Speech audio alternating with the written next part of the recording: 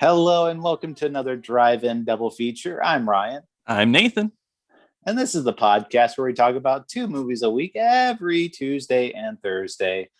But before I get into anything, we have a Patreon over at patreon.com/drive-in-double-feature-podcast. Nathan and I are doing some off-the-cuff conversations, fun games, just very fun, relaxed setting that we have, just something special for you patrons.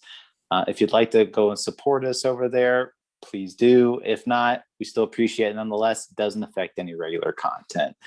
But today, on Thursday, we're going to be talking about 1972's Silent Running, directed by Douglas Trumbull and starring Bruce Dern. This is our first Bruce Dern movie, I think. Yeah, I think so. I don't think we've ever had him like in a background role or anything. So cool.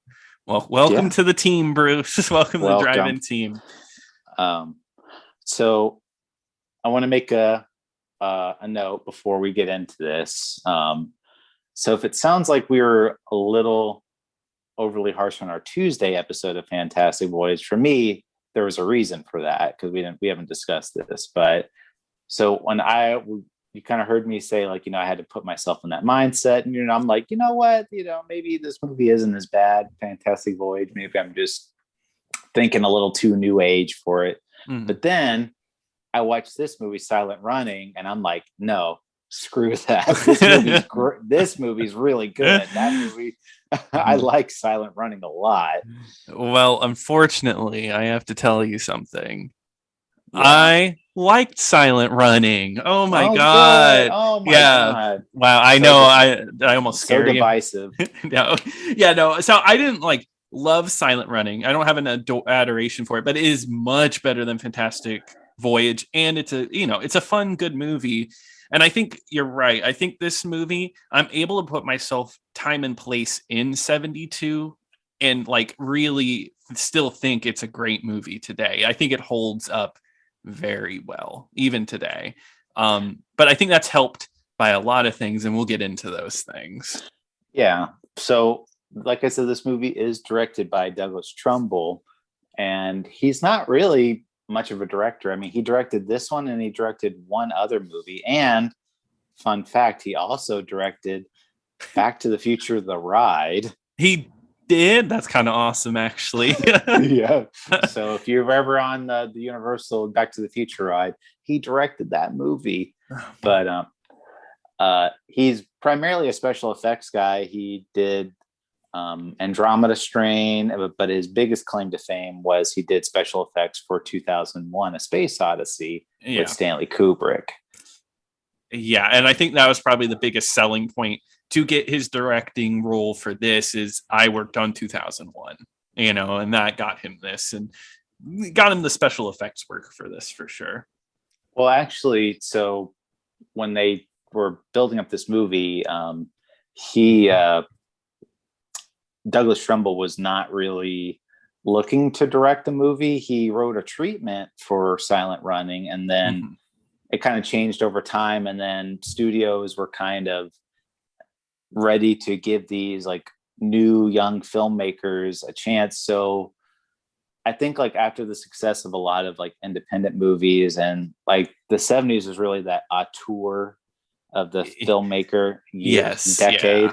When they were just giving these unproven artistic directors a ton of money to make whatever they wanted without any studio interference.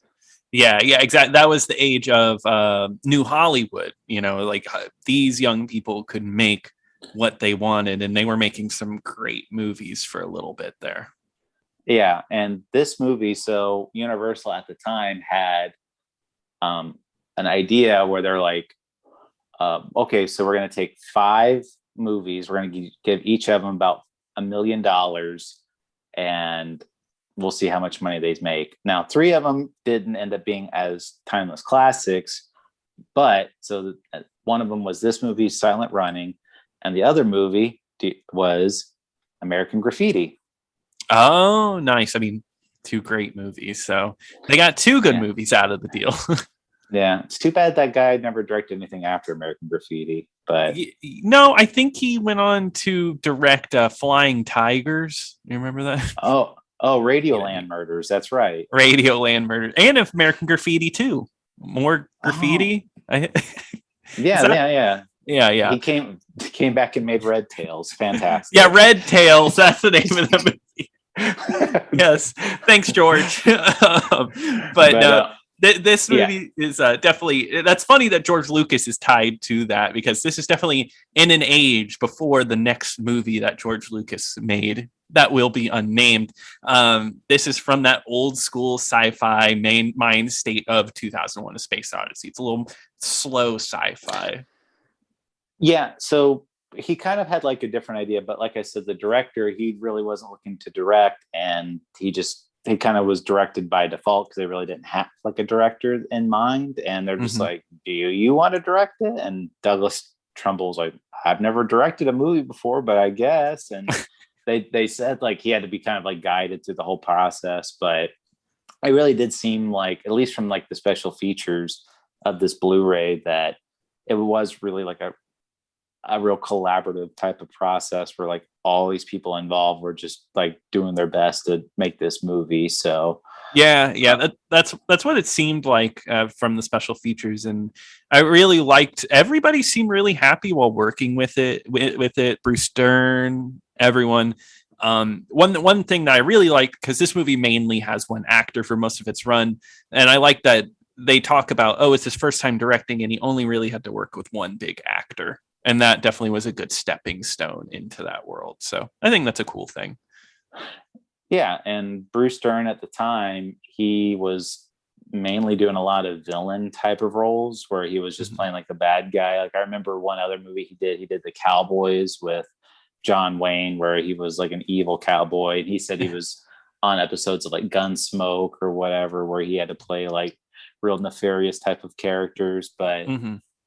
and this one, I mean, he's not a good guy, but he's a lot more complicated, is what I'll say. So That's the word, complicated, because the movie really wants you to believe in this guy and wants you to be like, this is the good guy, but let's say he's not nefarious, right? Nefarious is the word. You're supposed to think about his actions and like what he did, and he actually thinks about them too. Um, yeah, yeah. but when they're making this movie, uh, one thing that Douglas Trumbull wanted to do, which, working on 2001, which Mhm. 2001 is a great movie, but I will say that um, the person, like, he wanted to have like these characters in this movie to have a lot more wider personalities, a lot more energetic, a lot Mhm. more, like they're having fun and real passionate type of people. Cause, he was saying that, just because it is the future and they're out living out in outer space, it shouldn't change how people like just how different people's personalities are. Like just because it's the future doesn't mean that they need to act robotic or make it real, like this real sterility type of setting. They want to make it, real, like they're having like a good time, because that's kind of where they start in the movie. Like they're having like lots of fun, like living on this dome. Yeah, at least close enough to fun. Because Sort of, yeah. yeah, Bruce Stern he's a little cranky, but they at least include him in like poker games and stuff. I like this character because Bruce Stern is very complicated, like you said, like because like there's at least one guy on the team, because there's three other guys at the beginning that's nice to him, but everyone else kind of like doesn't really like him, but they have to spend time with him, kind of Well, deal. there's only four on-screen characters throughout this movie, really. I mean, if Yeah. not counting the drones or whatever. But Yeah, yeah.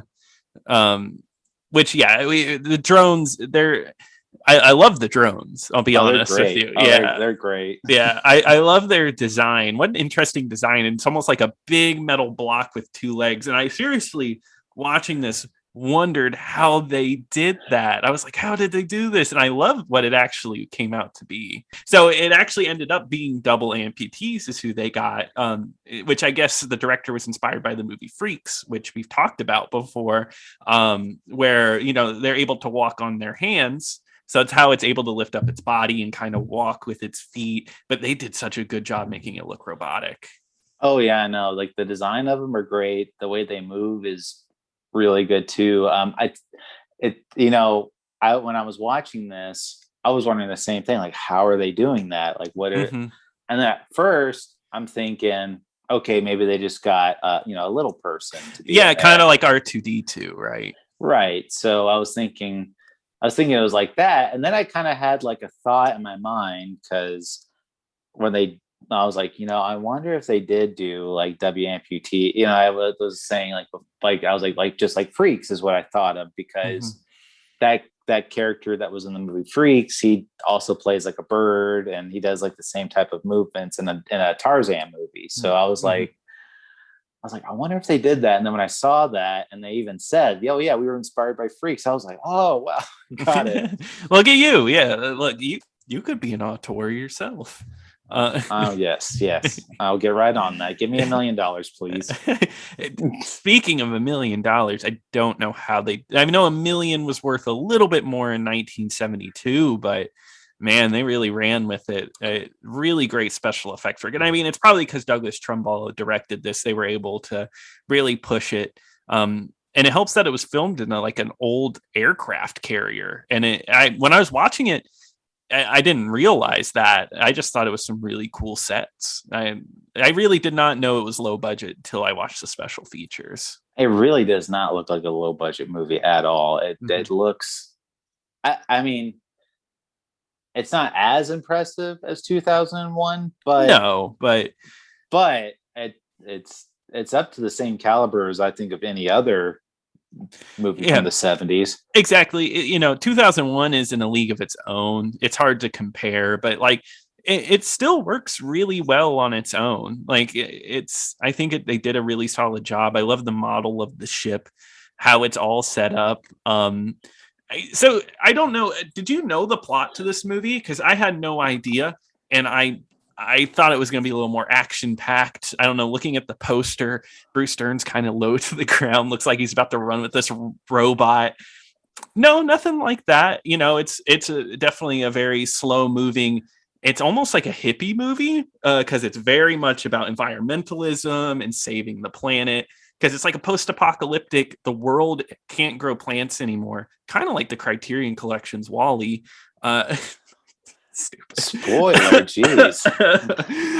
But these ships are growing forests on them, and Bruce Stern is tending to one of the ship's forests, and it's very all about Bruce Stern loving the planet, getting it back. This is real food. I love the scene where he's explaining, I like real food, and they're like, what? What's real food? It comes from the dirt? I don't think so. Oh yeah, because they're eating like space food or whatever, Yeah. and they're like, "What's the difference between this and that cantaloupe you're eating?" And he's like, "The difference is I grew this. Like, Yeah. it has a color, it has a taste." Yeah, I kind of loved it. And like they were like, I'll have a piece of that cantaloupe. And Bruce Stern's almost like, no, you won't appreciate this cantaloupe. Oh, he gets aggressive when they try to take his cantaloupe. Yeah, that's what's so funny about this character is he's just really like quick to anger. Like he's in it, but I get it. He loves the planet and it's just being ruined. And yeah, and I love the shots of the forest and everything. I don't know. It's really got a cool look to it. Yeah, it does. And even like the dome they had, which it is clearly like filmed in like in a warehouse or something like that somewhere, but Mm-hmm. it does look really good. It looks like a forest. The set pieces look great. I really love the one scene where they're on their little carts and they're driving around and you see all the Yeah. different cargo that they have, and it all has like different logos and different companies. Like this movie has like the ship that they're on has a giant American Airlines logo Yeah, on the outside. I love that. Another cool part from this early bit of this movie that I love is the pool machine, the little arm that plays pool. I just thought that was neat. I thought that was pretty cool. Yeah. But this movie makes a complete 180 turn. Like it absolutely gets insane out of nowhere. Oh yeah. Yeah. It like you said, it's kind of the first 30 minutes maybe, or maybe less even, that like they're just hanging out on the ship, and you kind of see what their day to day is like, and you, like you said, you can kind of see like the relationship there is, it's not great, but it's not overly hostile either. They're just kind of like, Bruce Dern is like in his own little world, and these guys are just like, hey man, this is just a job. We're ready for this thing to be done. Yeah, exactly. And then Bruce Dern's like, you know what? I'm going to murder you. There is reason. The U.S. military asks everybody to nuclearly explode every forest on these ships, and I hate it because his crewmates rub it in Bruce Dern's face. They're like, I can't wait to go back home. Let's blow this crap up. And of course, Bruce Dern's not happy. Oh yeah, well they're like all excited, like, yeah, we get to go. I mean, I didn't really think of it as them rubbing it in. They were just like guys that have been like on the ship for who knows how long, and they're ready to go home. I don't think they meant to rub it in, but it definitely rubbed Bruce Dern the wrong way. Because because they knew that this communication is about to come in, and they're thinking it's going to be like, Bruce Dern's like, oh, they're going to make me the leader of this, and they're going to, we're going to have to be out here longer. And they're like, we just want to go home. And then they finally are like, yeah, you guys are going to go home after you jettison and explode all your domes. And Bruce Dern's like not having any of that. And he kills all he kills all of them. He kills all of them. And like, okay, so there's one guy that's like kind of a jerk to him, but not really. He's not like a terrible guy either. He's just like doing his job that was asked of him. He's kind of the nicer one of the bunch. And he straight up strangles one of them, and then and then he blows up the other two. Yeah, he sends the other two to be blown up. And I'm just like, wow, okay, so we're following this character now, huh? This murderer. At least I do think Bruce Dern is incredible in this role. I think Bruce Dern absolutely kills it. Probably after years of being the villain, he was like, I'm going to sell this role because I can finally be something different. And yeah, I mean, he has personal turmoil and everything, and you can see it in his face. That's one thing I really do like about the movie, though, because they don't. I mean, he does like a really villainous act, and like you said, they're like, okay, I guess this murderer is the main character of this movie or whatever, and they're like, yeah, you gotta watch him for the next hour. Yeah, exactly. He's your star for the next hour. And I don't think a lot of movies now would ever do that again. It's like now you kind of have to be like, you got to have at least one morally good person who will be there to stop this evil murderer. Or if he did it, the other three people would be much worse. They would have killed, like, I don't know. They murdered like 5 people themselves, and Bruce Dern's like just killing them. They're like in the dome, like torturing the animals, like to totally justify the murder. Yeah, like, kill the animal torturers. I think, they're pretty much normal people. But I don't know if you watched a special feature that talked about the original draft of this script, because Michael Cimino, Derek Washburn, and Steve Bochco wrote this script, and Derek Washburn and Michael Cimino would go on to write Deer Hunter, incredible movie, and Steven Bochco is he went on to do TV. He did like NYPD Blue, bunch of cop shows, but that original script written by them is very violent. The scene where he murders them, they did like this Arrow disc is awesome. I think it was really great. It did like graphic novel, almost like motion comics, like visuals of the original script of like the killing and all that. I don't know. It seemed really cool, but I'm glad they went into a G-rated. I think if we really saw him murder all of them, it would be a much different movie. I think the way they handled it was well done.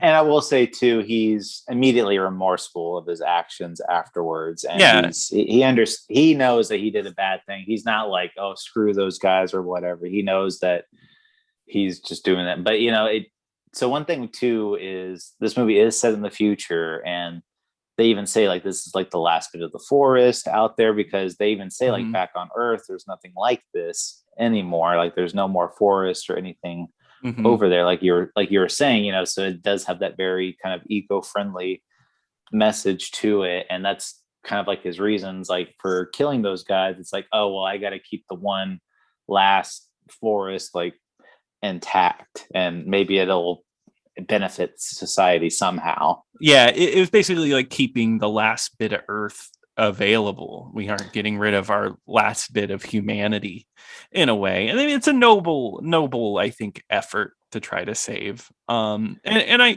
I do sympathize with it. And I think that's what it asks you to do, is at least sympathize with his choice. Yeah. And but after that though, it's just he kind of goes back to doing his day-to-day thing, and he's hanging out with the drones.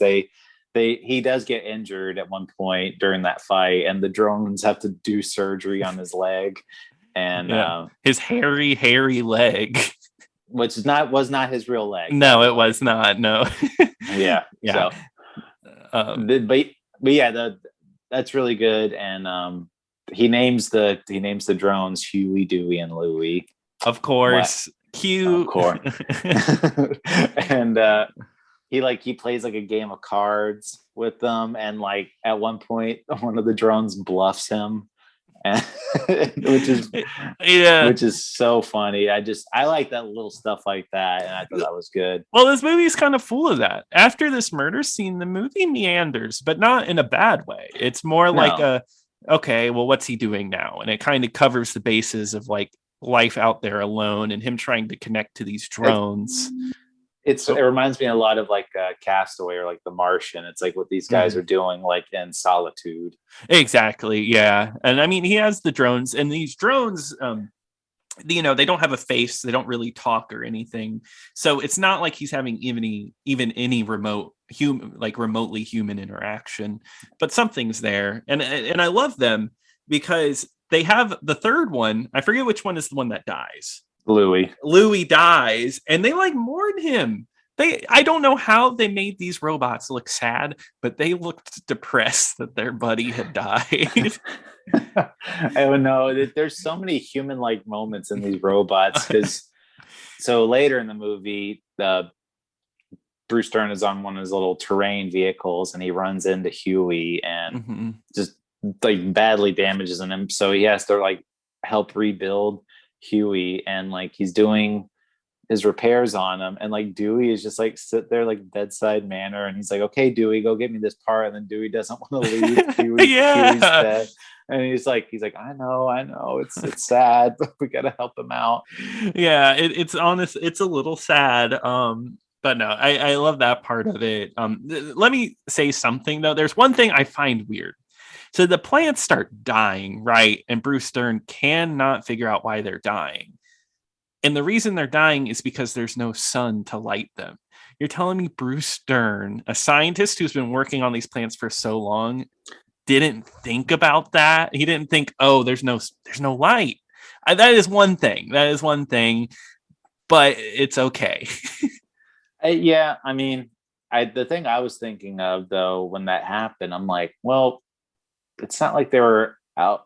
They've been out in space for a while. They're just now starting to die. Yeah, exactly. Without any sunlight. Yeah, I don't think so. This is why I think maybe this is better than Fantastic Voyage. I think this movie is a little less focused on the technical stuff. It's not, it's not really focused on like, oh, this is how everything's understood. This is how everything works. It's not really focused on that. So we can kind of take a leap that, maybe that this had happened. These plants can survive in space. Whereas like a Fantastic Voyage, it over-explained everything too much, and it just got bogged down.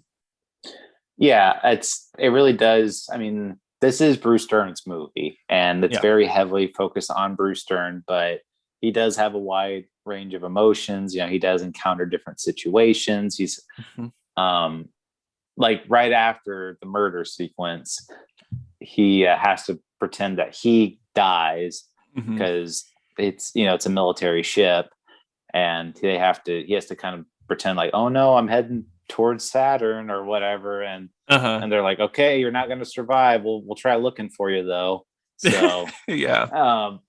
but yeah, there's a lot of different situations in there where it does make it feel lighthearted. It does have emotion in there. It does make me feel certain ways watching these scenes, whereas like Fantastic Voyage, it's just like, I'm not emotionally invested in any of these characters and what they're doing, so I don't really care that much. Exactly. So you're saying Fantastic Voyage should have hired Bruce Dern? Actually, I mean, if they did, it would probably be a better movie. I was about to say I wouldn't be opposed to that idea. I guess one major part of this movie, or at least I felt like it was a major part, was the music. What did you think of the title song by Joan Baez that plays multiple times? Okay, so this is actually my one complaint about the movie. The song itself is not bad. It's a good song. I don't have any issues with the song. However, the one thing I think that keeps this movie from being like an all-time classic is that there's a lot of very dated stuff in it. And this is a very 70s, like late 60s type of like ballad type of songs. And I think it just, like I said, it's not a bad song, and I've listened to songs like this in the past and I've liked it, but to me it just makes it feel very 70s like, and it doesn't make it feel like that timeless sci-fi type of movie. I totally feel you with that, because I feel the same. I like the song. It's Joan Baez, who's like, popular for like this counterculture music, kind of like Bob Dylan, but it just doesn't really fit the movie. Well, it fits the movie, but it kind of puts it in its time place anytime it plays. It's talking about children running in the fields, a planet full of beauty. It definitely feels like environmentalist 70s music. But I will say, anytime where the instrumental version of that song plays is incredible. I actually think the music in this movie is amazing, other than those songs. Oh yeah, the score is great. Yes, yeah. But like I said, the song, to me, it just makes it feel like, oh, you're watching a 70s movie type of thing. And everybody in the cast and crew look like hippies. Yeah. Everybody has long hair and everything. And it's an analog future, of course. CRT screens, and like everything has a physical button and radio transmissions, stuff like that. But I honestly love that. That's why one of the reasons I love Alien, because that's the same deal. It has like that feeling of an old school future. So I think that's neat anyway. And for me, the ending too is, again, another very sad ending. Yes. And I mean, I don't, do we want to say? Go ahead. Yeah. Okay. We'll just say spoilers. Yeah. So at the very end of the movie, Bruce Dern, like the military actually finds him. They're like, oh, good. We're going to come and get you. We're going to come and rescue you, buddy. But he can't, because he knows if they do, they're probably going to make him they're going to blow up the biodome, or the dome. And they're going to find out that he probably murdered his friends, because there's going to be no evidence of a struggle or all this other stuff that he said happened on the ship. So in order to keep the dome alive, he blows himself up.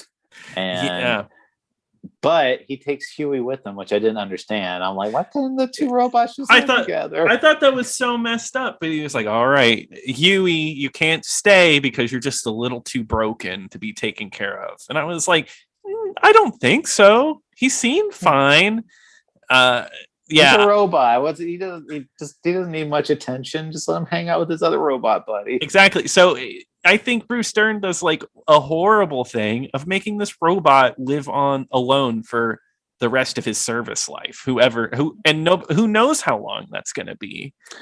Yeah. So until somebody finds that dome and does something with it, or crash lands somewhere or whatever. But yeah, I mean, it's a robot, so I mean, it doesn't really need companionship, I guess. But it's still like, as from a movie standpoint, it's like, oh, he has to take care of this dome for the rest of his life now. Something he has nothing.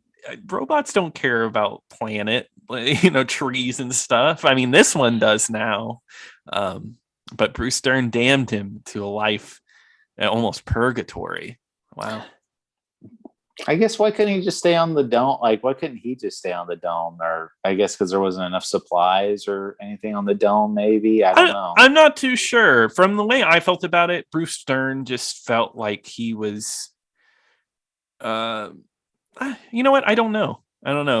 Bruce Stern almost looked defeated, like I'm not going to be able to live through this. I'm going to deal with this for the rest of my life, the murders and all that. I think that might have dealt into him just taking his own life. Yeah, I don't know. Kind of a sad ending, but good. Definitely sad, but it was a good movie. Actually, you said this for another movie. How would you feel if they added another hour to this movie? Well, what would they do in that hour? That's my question. I'm all about like the slice of life type of environment where just like him hanging out with the drones. Mm-hmm. They're having a good time. Maybe something happens on the ship, they got to fix it. It would have to be like something big for that hour, because I feel like maybe if it was the continued slice of life, it might actually get boring. It might get a little boring, but if like a big thing happened, or maybe the military came onto the ship or something, maybe. But maybe. I know you love this movie, so you know what? I'll grant you the extra hour. We'll call it even. We'll say 30 minutes. Okay, yeah, and let's make the remake. Call it Silent Walking. Loud running. Loud running. There we go. Loud walking. Yeah, loud. I'm a loud walker. But do you think this is a movie they should remake? No, because they would do it wrong. They would probably they could remake it, but to me, it'd be something like even more preachier than before, where it's like, we got to take care of this planet, guys. Exactly. Otherwise we're doomed. And it just makes it very, very in your face. It would be like an Avatar deal, pretty much, like very in your face with it. Yeah. This movie's already pretty. I was thinking of Don't Look Up. Oh yeah. Even worse. Like, you're stupid if you don't understand this. Yeah. But no, we hate the planet anyway. Exactly. Podcasts ruin the planet one day at a time. I was just gonna say, I would definitely recommend this movie. I totally agree. I recommend it. I think it's a really neat piece of sci-fi history. If you like movies like 2001, I think you'll definitely appreciate Silent Running. Side note, if you love this movie and you haven't bought the Blu-ray to this on the Arrow edition, you definitely should, because it is chock full of stuff. I know, it was so cool. This is like my first time watching an Arrow ever, and I don't know, I'm kind of won over by them. I think it's really cool. It was nice to go to the special features section. They have archival special features, all these old special features, and the making of. I think the making of for this is incredible. It's an old school 1972 actual making of. It's great. That's one thing I liked. It's like an actual documentary where they're actually following these people. It's not like, because so many times when they do like these making ofs on Blu-rays or DVDs or whatever, it feels like such fluff pieces. Yeah, it's just people talking. Or it's like a talking heads. It's like, we loved it. We made this amazing movie. Like, people worked so hard on it. Blah, blah, blah, but this one, they would go up to the producer of the movie, and he's like, well, my job was this. Like, I had to negotiate the deal with the aircraft carrier. I believe we've settled on this amount of money. It's very like showing you how, like, literally how they made the movie. And to me, that's so interesting. And then like even Bruce Dern, he would talk about like what he does when he's not acting or whatever. He would go and jog around the aircraft carrier, and he said he ran over 200 miles on the aircraft carrier. I don't know, I thought that was interesting. I like that they really tried to prove the point that film is a collaborative thing. I feel like making ofs now focus on director, maybe producers, and actors, and this kind of showed the special effects people, kind of the background people. It even showed the caterer at the end. It showed people picking up food at the caterer. I was like, oh, okay. it's like a really good showcase of all the jobs that a film encompasses. That's what I was going to say. It felt like a really immersive experience where you're seeing each person and how they're making it. But I wish they would make a lot more making ofs like that. Same here. So yeah, I think if you're going to pick up this movie physically, definitely check out this Arrow release. I didn't get through it all, but it's good what I watched. There's hours of entertainment, two full audio commentaries, and then like an hour-long making of with plenty of other special editions, like with Bruce Dern sit-down interviews, Douglas Trumbull sit-down interviews. It's all there. Yeah. But yeah, I think that about wraps it up for Silent Running, right? I think so. So Nathan, what are we going to be talking about next time? All right. So next time we're going to be talking about From Russia with Love, next up in the James Bond franchise. Well, if you would like to send us some love, please email us over at driveindoublefeaturpodcast@gmail.com. Don't forget to follow our Twitter at DIDFpod. And again, check out our Patreon at patreon.com/driveindoublefeaturepodcast. But until next time.